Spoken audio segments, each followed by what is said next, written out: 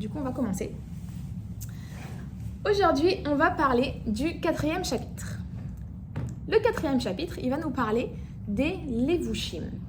C'est quoi les levushim? En hébreu, levush, c'est un habit. On va parler des habits de l'âme. On a parlé de la structure de l'âme, on a parlé des attributs de l'âme. Et maintenant, on va parler des habits de l'âme, comment l'âme va se concrétiser réellement dans notre vie de tous les jours. Quand je vous dis un habit, à quoi vous pensez? Un recouvrement, quelque chose qui cache, très bien. C'est tout? Ceux qui sont un peu plus dans l'art ou dans la mode, ils te diront c'est le moyen d'expression de la personne. Si je suis avec une telle personnalité, je vais m'habiller de cette façon. Si je suis... On est d'accord que pourquoi tu t'as choisi de t'habiller de cette façon? Parce qu'aujourd'hui, tu te ressentais attaché à cet habit-là. Il y a des jours où tu tournes ton armoire, j'ai rien à mettre. Mais t'as 36 milliards d'habits, pourquoi t'as rien à te mettre? Parce qu'aujourd'hui, il n'y a rien qui va être connecté à comment je me sens, à comment je désire m'habiller. S'il fait soleil dehors et que toi, t'as pas du tout envie de sortir, tu mettras pas une jolie robe toute blanche, toute magnifique. Tu vas te mettre un habit un peu, on va dire un peu plus sombre. Pourquoi? Parce que ça dépend de ton intériorité. Qu'est-ce qui se passe à l'intérieur? Et c'est en fonction de ce qui se passe à l'intérieur que tu vas te connecter à ton habit parce que tu veux exprimer à l'extérieur ce qui se passe à l'intérieur. Ça, c'est l'attribut d'un habit. Oui, bien sûr, c'est pour recouvrir, on va dire au niveau le plus basique. Mais concrètement, on va l'utiliser pour s'exprimer, pour exprimer notre intériorité. Quelqu'un qui va... prenons deux exemples complètement opposés. Quelqu'un qui va faire de la danse classique, alors elle va s'habiller très classe, toujours très...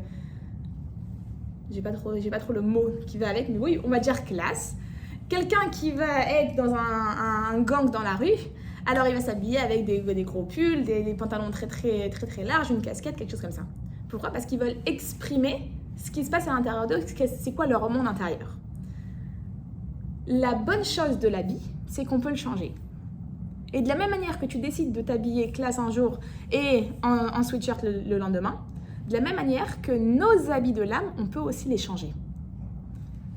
C'est quoi ces habits de l'âme qu'on parle? On parle de 3 levushim, 3 habits. La pensée, la parole et l'action. C'est 3 moyens d'expression de l'âme. Comment notre âme va pouvoir s'exprimer dans le monde physique à travers ces 3 choses-là. On est d'accord que c'est les 3 moyens d'expression de l'âme. Oui, pensée, parole, action. Quand je vais faire quelque chose, on avait donné d'ailleurs ce petit résumé la semaine dernière, on avait expliqué qu'il y a, entre guillemets, 3 étapes. On avait expliqué qu'il fallait que le cerveau il dirige les émotions. Donc on a dit que par la méditation, par le fait de réfléchir à quel point Hachem il est grand, Hachem il nous aime, on va réveiller dans nos émotions un amour et une crainte pour Hachem. Et ces émotions-là, si elles sont réelles et si j'ai vraiment fait ce travail de réveil d'émotions, alors elles vont impacter une action, une parole, quelque chose qui va être concret. Ok? Ces choses-là qui vont être concrètes, qui vont pouvoir me faire interagir avec le monde, c'est ces 3 habits de l'âme, la pensée, la parole et l'action. Si on y réfléchit bien, on utilise le mot habit parce que c'est vraiment ça. La pensée, la parole et l'action, c'est 3 choses qui peuvent exprimer ce qui se passe à l'intérieur, mais d'un autre côté, qui peuvent s'interchanger. Tu peux changer la manière dont tu agis, tu peux changer la manière dont tu parles et tu peux changer la manière dont tu penses. Même si tu penses quelque chose complètement différent, tu parles de façon différente, tu dis quelque chose de l'opposé. Tu veux faire quelque chose et tu peux faire l'opposé. On a la possibilité de pouvoir changer nos habits, changer les habits de l'âme. Et là, en fait, ça donne une nouvelle perspective à notre travail envers Hachem. On ne nous demande pas d'être un tzaddik. Encore une fois, c'est ce qu'on avait expliqué au tout premier cours. Dans notre travail d'Hachem, on ne te dit pas tu deviens d'un coup le grand tzaddik qui pense que Hachem, qui aime Dieu et qui est dans un niveau très élevé spirituellement. Ce qu'on te demande, c'est de travailler sur les habits.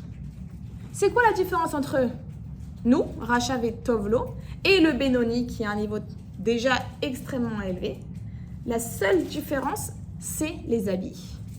La seule différence, parce que concrètement, moi, j'ai une guerre qui se passe en moi, j'ai mon bon côté, mon mauvais côté qui se tape sur la tête toute la journée. Le Benoni, il a pareil. Il a ces deux côtés qui sont là et qui se font une guerre constante toute la journée. La différence, c'est quoi? C'est que le Benoni, il va pas autoriser le mauvais côté à s'exprimer ni dans sa pensée, ni dans sa parole, ni dans son action. Nous, des fois, on autorise, des fois, on n'autorise pas. En fonction de chaque bataille. Des fois, on gagne une bataille, des fois, on perd une bataille, mais c'est OK. Et ça donne une nouvelle perspective parce que du coup, t'as pas besoin de changer qui tu es. Tu es humaine, on est humaine, on a tous des défauts, on a toutes certains attraits pour certaines choses. Et on ne te demande pas de changer ça. On te dit, change les habits. Empêche-toi de faire une action. Fais une bonne action. Empêche-toi de dire une mauvaise parole. Dis une bonne parole. Change l'habit en fait. Et changer d'habit, c'est beaucoup plus facile que de changer ton intériorité. D'ailleurs, la psychologie, il y a une 50-60 d'années, c'était quoi? C'était vraiment essayer de changer l'intériorité de la personne. Et c'est des très très longues séances de psychothérapie, je sais pas comment on appelle ça. Mais du coup, tu parles avec un psychologue pendant des heures et des heures. Tu lui parles de ton passé, de avant d'être né, etc., etc. Mais concrètement, est-ce que ça fait un changement réel? Pas forcément. Et le changement qui peut être fait, il se fait sur des dizaines et des vingtaines d'années.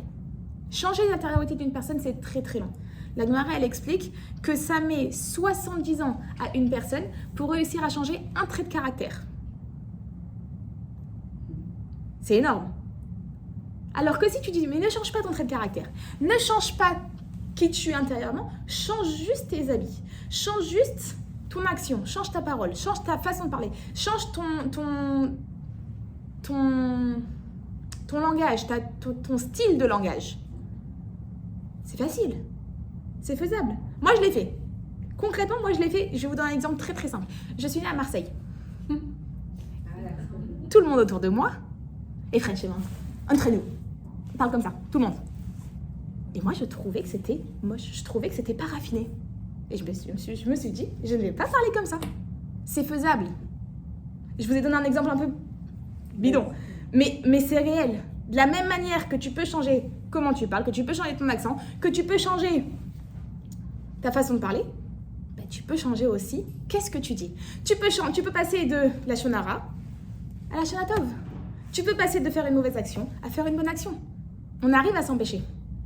Et même la pensée, c'est aussi comme ça. Il y a des gens, alors même si la pensée, elle est beaucoup plus connectée à notre intériorité, ça reste que elle peut être changée. Elle peut être complètement désillusoire. Il y a des gens qui sont dans un monde parallèle.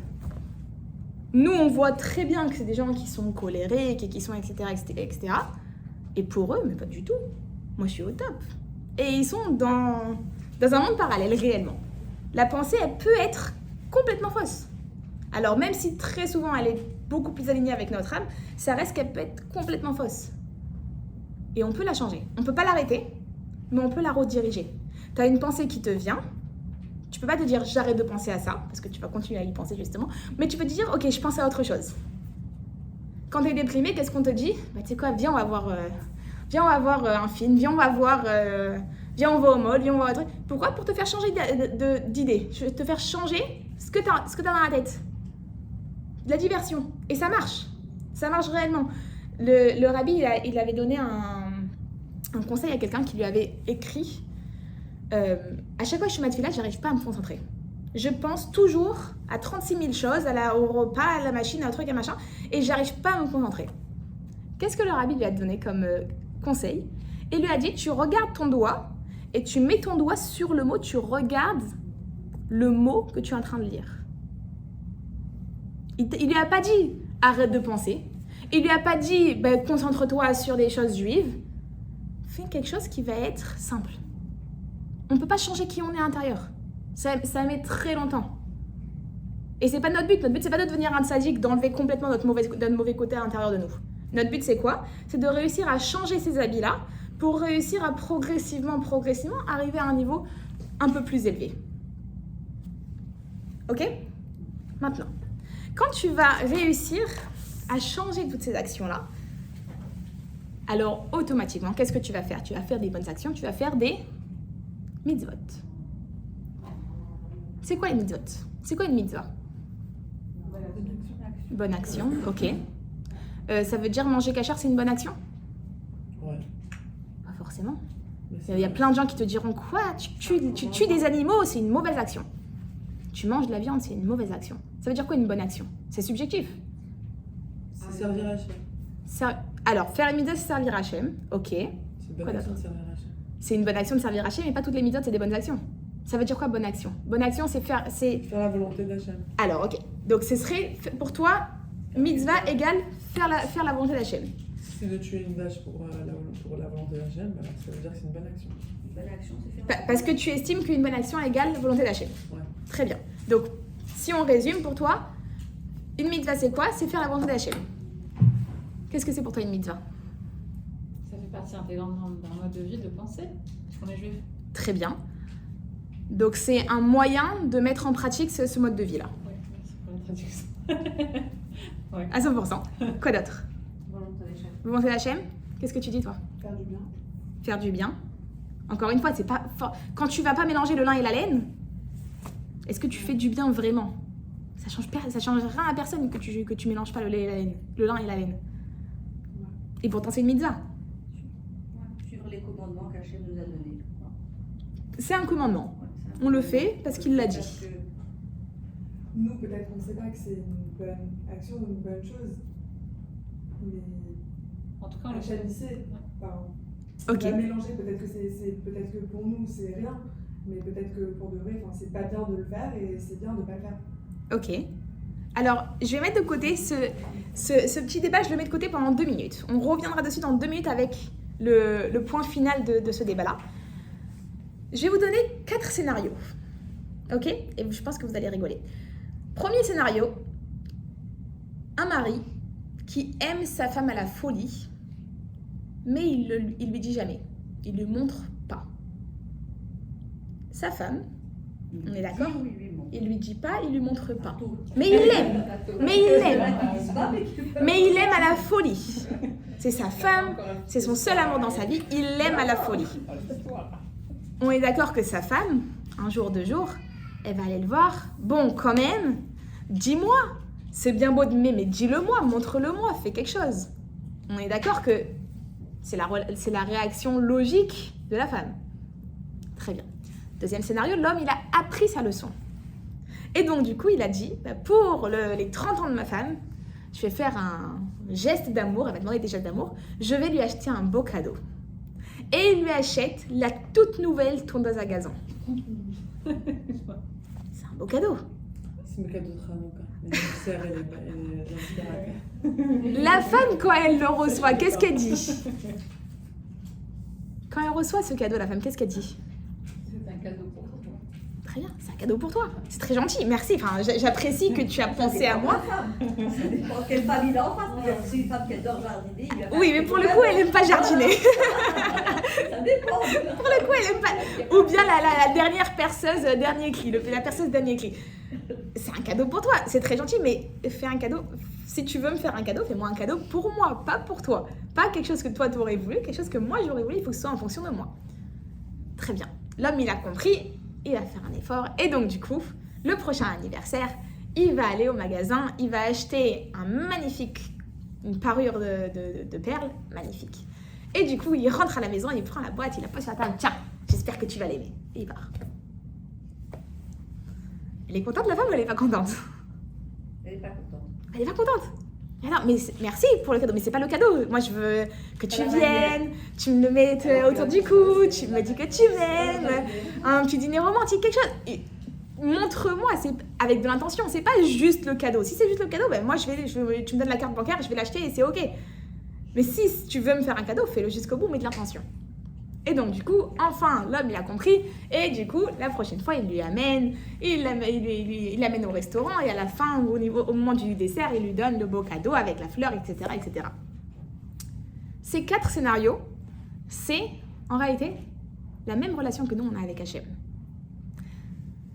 Premier scénario, on aime Hachem à la folie. On sait que Hachem, c'est le créateur du monde. On sait que Hachem, il nous a créés. On sait qu'Hachem, c'est notre père. On sait qu'Hachem, il veut que notre bien et on l'aime. Mais on fait rien. On lui montre pas qu'on l'aime. En général, il y a des gens comme ça, ils disent non mais Hachem et moi, on a une relation dans le cœur.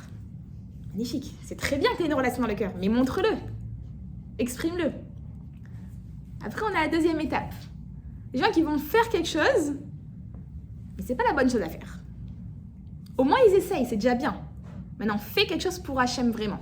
Ne fais pas quelque chose juste parce que toi, tu veux montrer à Hachem que tu l'aimes, mais que c'est quelque chose pour toi en réalité. Fais la chose bien, fais une vraie mitzvah. Ok, très bien. Prochaine étape, on fait la vraie mitzvah, mais on la pose comme ça. Tiens, vas-y, c'est pour toi. Tiens, voilà, Hachem. J'ai fait Shabbat, voilà. Elle est entre deux. Hop. C'est bien, c'est cool, t'as fait la mitzvah, t'as fait un check. Mais fais-le de tout ton cœur, montre-moi vraiment que t'es investi. Et quand on va réussir à faire cette action-là, à faire cette mitzvah, avec toute notre pensée, tout notre cœur à l'intérieur, là c'est le plus grand des cadeaux. Une mitzvah, c'est quoi? Et là on arrive à un petit débat. C'est quoi une mitzvah? Hachem, dans sa grande bonté, quand il a créé le monde, qu'est-ce qu'il a fait? Il a fait une création qui est limitée. Et lui, il est illimité.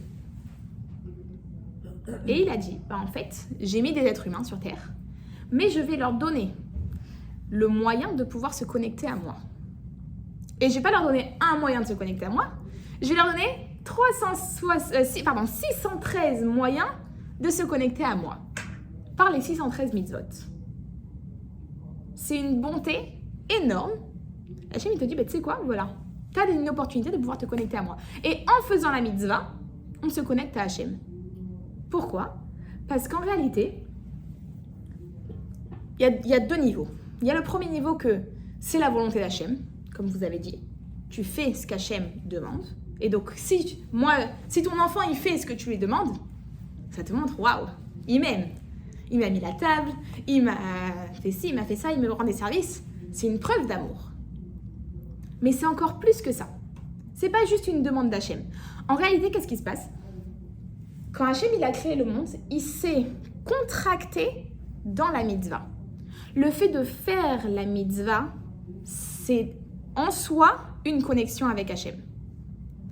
Pendant que tu fais la mitzvah, tu te connectes à Hachem à travers cette mitzvah. C'est pas juste que tu lui rends service et donc il est reconnaissant et donc il comprend que c'est un acte d'amour. C'est que la mitzvah en elle-même, c'est la volonté d'Hachem. La mitzvah en elle-même, c'est cette connexion-là avec Hachem. On est bon jusque-là? Il y a 613 mitzvot. Maintenant, il faut savoir qu'il y a 613 mitzvot et il y a également dans notre corps 613 organes et vaisseaux sanguins. Il y a 248 organes et 365 vaisseaux sanguins. Ok? Maintenant, les 248 organes représentent les 248 mitzvot positives. Et les 365 vaisseaux sanguins correspondent aux mitzvot négatives. Quand on parle de mitzvot positives et mitzvot négatives, on parle mitzvot positives, c'est fais quelque chose. Fais Shabbat, fais la cacheroute, respecte tes parents. C'est un ordre qui est positif. Quand on parle de mitzvot négatives, on parle de ne tue pas, ne vole pas, là où il faut s'abstenir. Maintenant, pour celles qui étaient là, je ne sais pas si vous vous rappelez la semaine dernière, on a parlé de deux concepts. C'est l'amour d'Hachem et la crainte d'Hachem. On avait expliqué que l'amour d'Hachem, c'est notre volonté de se rapprocher d'Hachem. Et la crainte d'Hachem, c'est pas la peur d'Hachem. On avait expliqué, la crainte d'Hachem, c'est la peur de se détacher d'Hachem. On avait donné l'exemple de nous, à notre âge, qui avons la crainte de notre père. Ça ne veut pas dire qu'on a peur que notre père vienne nous donner une claque. Ça y est, on est trop vieille pour ça. Il ne peut pas venir nous donner une claque. Mais tu as peur de décevoir ton père. Tu as peur que... Attends, c'est mon père, je l'aime, j'ai pas envie qu'il se détache de moi. Et donc, j'ai peur de le décevoir, j'ai peur de créer cette distance entre mon père et moi. C'est ça la vraie crainte. La vraie crainte, c'est pas la peur de la punition. La vraie crainte, c'est la peur du détachement. J'aime tellement mon père, j'aime tellement Hachem que j'ai peur d'être détachée de lui. Et donc, cette crainte va motiver une abstention à certaines actions. Une abstention à ne pas faire, du coup, ces mitzvot négatives. À ne pas tuer, à ne pas voler, à ne pas parler mal, à ne pas, etc., etc., etc. Ok? Donc, on a deux mouvements. On a le mouvement de l'amour, qui va nous motiver à faire quelque chose, à faire une mitzvah positive. Et donc, ce mouvement d'amour, ce réveil d'amour, va nous motiver à faire ces 248 mitzvot positives, qui correspondent aux 248 organes qu'on a dans le corps. Et la crainte va nous permettre de nous abstenir de faire les 365 commandements négatifs. Une fois qu'on réussit à faire ces deux points-là, en fait, qu'est-ce qui se passe quand tu vas faire une mitzvah ou quand tu vas t'abstenir de faire une avéra? Tu vas connecter ton corps entier à Hachem. C'est pas juste que tu as mis la tzedaka et donc la pièce elle est devenue kadosh, la pièce elle est devenue sainte, l'étincelle de la pièce s'est élevée, mais ton bras, tous les membres de ton corps qui ont été appelés pour pouvoir faire cette mitzvah de mettre la tzedaka, ils ont été sanctifiés, ils ont été élevés. Quand tu vas mettre ta pièce de la tzedaka, tous les membres de ton corps, mais pas que les membres de ton corps, également pas que les membres de ton bras, également ton cerveau, également tout ton système digestif, parce que du coup, pour pouvoir le faire, tu as ton énergie. Cette énergie, des choses que tu as mangées, ok? En réalité, tout ton corps entier, il est investi dans cette mitzvah, et par une petite mitzvah, ton corps entier va être élevé. On est bon jusque-là? Très bien. Donc maintenant, on a expliqué 3 choses. On a expliqué qu'on a les 10, ça c'est la semaine dernière, les 10 habits de l'âme, intellectuels, émotionnels. Et d'un autre côté, on parle qu'on a les 3 habits de l'âme. Alors, je vais vous poser une question d'après vous. Qui va être en charge de... Qui va être responsable? Est-ce que c'est les attributs de l'âme ou est-ce que c'est les habits de l'âme? Qui est responsable de nos actions en réalité? Les attributs de l'âme. Les attributs de l'âme ou les habits de l'âme? Est-ce que c'est mon intellect et mes émotions, Chorma, Binada, Tresset, Gvura, Tiferet, ou est-ce que c'est mes habits de l'âme pensés par relation? Qui est responsable? Qui est en charge de gérer ce que je fais? Normalement, ça devrait être ma neshama. Ça veut dire quoi ta neshama? Genre, ce que tu as dit avant. Les attributs de l'âme, les 10 attributs de l'âme. Ouais. Mais nous, mais l'être humain, je pense, qu'il est plus attrait à la responsabilité, elle revient à nos actions, à nos pensées, à nos... Donc, ça veut dire que... Les actions de l'âme, normalement, c'est l'âme qui devrait être responsable de... En fait, l'âme, elle est pure, donc elle pourrait agir que bien. Oui, mais n'oublie pas qu'on a 2 âmes. On a une âme divine, une âme animale. Et de la même manière que pour l'âme divine, il y a les 10 attributs de l'âme, de la même manière que pour l'âme animale, on a aussi les 10 attributs de l'âme. Tu peux rappeler ce que c'est les 10 attributs de l'âme? Alors, on a, pour chaque âme, ils ont les mêmes attributs, mais du coup, qui vont s'exprimer de manière différente. Pour l'âme divine, ils vont s'exprimer pour Dieu. Pour l'âme animale, ça va être pour notre ego. C'est la seule différence qu'il y a entre les deux, mais du coup, c'est ça la différence principale, et ça qui va impacter sur tout le reste. Le premier attribut, c'est Chorma. C'est, on va dire, plus que ça, c'est la sagesse. Ça va être le petit, tu sais, Géo trouve tout là dans le Picsou, il a la petite ampoule, le gling. Ah, j'ai une idée, ça c'est Chorma. Bina, c'est le deuxième attribut, ça va être la réflexion. Ça va être tout le développement de la pensée. Tu as un problème, tu vas avoir tout un développement de comment réussir à arriver à la solution. Ensuite, le troisième attribut intellectuel, c'est Da'at. Da'at, ça va être l'intériorisation.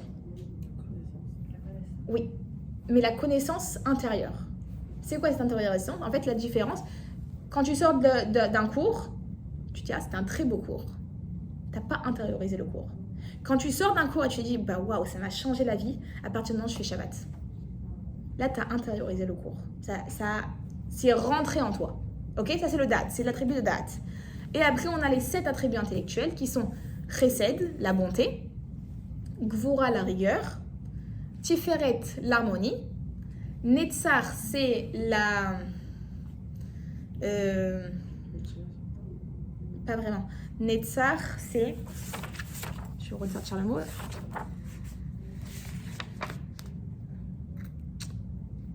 Je vais retrouver ça. Ok, Netzar, il te dit ici c'est la victoire, mais ça va être le... L'accomplissement. C'est quand tu continues même si c'est difficile. La persévérance. Persévérance, merci, j'avais pas ce mot. Persévérance. La persévérance. Après, on a Od, c'est la gloire. Yesod, la fondation. Et Malchut, la royauté. Et en fait, ces 7 attributs-là, pour chaque âme, ils vont se concrétiser de façon différente. Pour l'âme divine, la bonté, ça va être la bonté pour Hachem. L'amour vers Hachem. Pour l'âme animale, la bonté, ça va être de l'amour pour moi. Pour moi uniquement ou pour moi et mon foyer? Pour moi uniquement. Alors, c'est trop chouette. C'est l'ego. Donc ça, c'est ok, ça rentre pas en considération. C'est vraiment le point de l'âme animale, c'est l'ego. Ok, donc c'est que personnel. C'est que personnel. Et en fait, le point, il est quoi? Il est que tout, c'est ce qu'on avait expliqué, toutes les mauvaises intentions, les mauvaises volontés, entre guillemets, tous nos mauvais attributs à nous, ils viennent de où? Ils viennent de cette âme animale. Pourquoi? Parce que la motivation de l'âme animale, c'est l'ego. Maintenant, quand tu réfléchis un petit peu, quand tu es en colère, c'est clairement de l'ego. Quand tu es jaloux, c'est de l'ego. Quand tu es triste, c'est de l'ego. Est-ce qu'on est d'accord sur ça? Non, pas sur la colère. Alors dis-moi. Non, je partage pas ce point de vue, pas sur la colère. Un Ça- enfant qui peut avoir une colère, est-ce que c'est de l'ego? Peut-être que d'un point de vue d'un parent, ou peut-être que d'un point de vue même d'enfant soi-même, on se rappelle. Est-ce que c'est vraiment de l'ego? Je sais pas. C'est quoi la motivation de la colère? Elle peut être multiple. Ça veut dire, donne-moi un exemple. Une frustration d'un enfant, voilà. L'enfant, il est frustré, il comprend pas. Il est frustré de quoi? Ouais. De ne pas arriver à comprendre, ou de mettre en pratique, ou de pas encore bien intégrer la notion. Est-ce que c'est de l'ego? C'est motivé par l'ego. On explique que quand est-ce qu'on reçoit notre âme divine en entière? Ouais. À 12 ans. Donc, Avant c'est ça, pas dans on n'a que l'âme animale qui parle. L'âme animale, c'est L'ego. Donc ça ne peut que être négatif finalement. un enfant. Non, parce que l'ego, on en a besoin. Quelqu'un qui n'a pas d'ego, le pauvre, il se fait piétiner. On a besoin. La question, c'est à quel Donc, niveau? pour répondre à ta question, alors c'est les deux. C'est l'association des deux. Oui, c'est réussir à laisser, c'est ce qu'on avait expliqué. On a dit l'âme animale est positive jusqu'à un certain point. Ouais, ok. Elle est positive parce qu'elle te permet de manger, de boire, de survivre, même d'être bien. Et c'est nécessaire. Pas que physiquement, non. Si on est... Pas que physiquement, émotionnellement, psychologiquement. De se maintenir. Exactement. Ok. Mais en excès, c'est mauvais. C'est question de balance. Exactement. Et l'âme animale, comme la seule volonté qu'elle a, c'est son ego, c'est de faire en sorte qu'on est bien, elle va aller dans l'excès. Attends, la survie, c'est de l'ego? Je rentre ça dans la catégorie de D'accord. l'ego. Alors, ego, c'est connoté mauvais. Oui, toujours. Mais alors peut-être qu'on peut dire que c'est la volonté pour soi. C'est peut-être pas mauvais, non. Ça dépend. C'est aussi, en général, quand on dit ah il a de l'ego, c'est connoté un peu mauvais. Une façon de t'affirmer, au contraire, c'est pas personnel. Exactement, parce que à bonne dose, c'est nécessaire et c'est positif. Il y a une différence entre l'ego et l'estime de soi.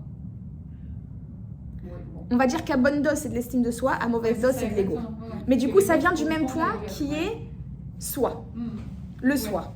Ok, on va pas dire l'ego, on va dire le soi. La volonté de l'âme animale, c'est le soi. Ok. C'est sa seule volonté. Et donc, du coup, tout tourne autour d'elle. La volonté de l'âme divine, tout tourne autour de Dieu. Et par extension, de l'autre. Ouais. Ok? La règle sont imbriquées. Exactement. Et les deux vivent dans mon corps. Et il y a une guerre constante entre les deux. Mon âme animale, elle veut que le soi, le soi, le soi. Et mon âme divine, elle veut que Hachem, Hachem, Hachem, Hachem.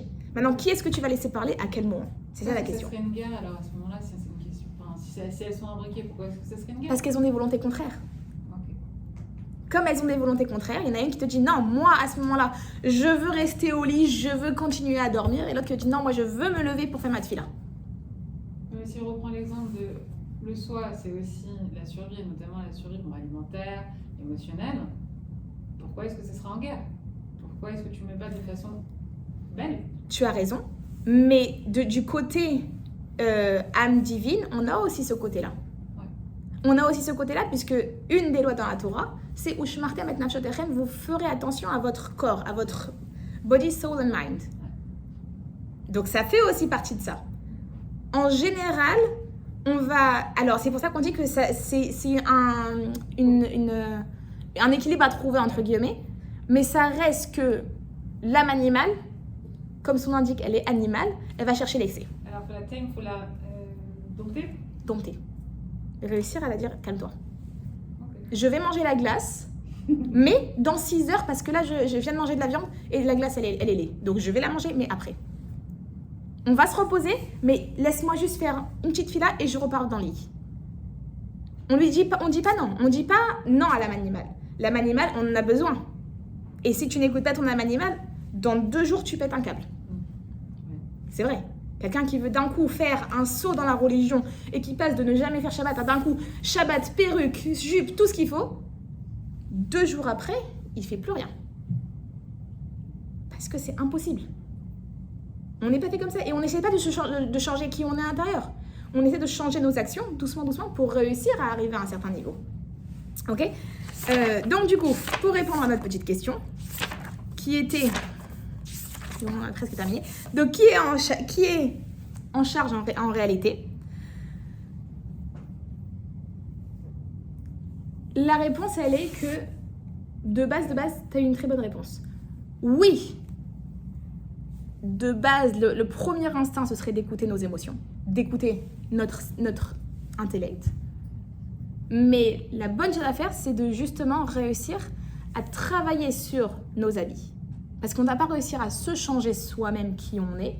On ne va pas réussir à changer nos émotions. On ne va pas réussir à changer nos traits de caractère. En revanche, on peut changer le moyen d'expression de ces traits de caractère pour réussir à devenir une meilleure personne. Ça, c'est ce qu'on peut faire à notre niveau, à nous. Ok ? Donc, pour la semaine prochaine, Bezrat Hashem, on parlera du Tzimtzum. C'est quoi le Tzimtzum ? Le Tzimtzum, c'est la contraction d'Hachem dans ce monde. Et en fait, ça va être le lien qu'il y a entre Hachem et notre âme. Ok ? Donc voilà, on est bon pour aujourd'hui.